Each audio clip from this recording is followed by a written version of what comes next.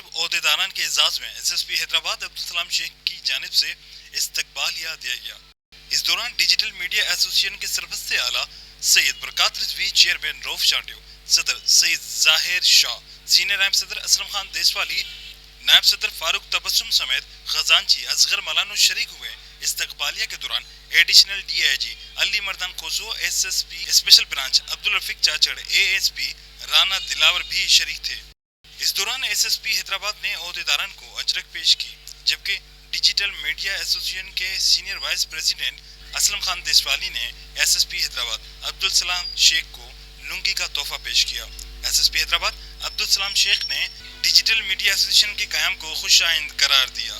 Cameraman عمر حیات کے ساتھ عمران شالکیاری، دھوم ٹی وی نیوز، حیدرآباد۔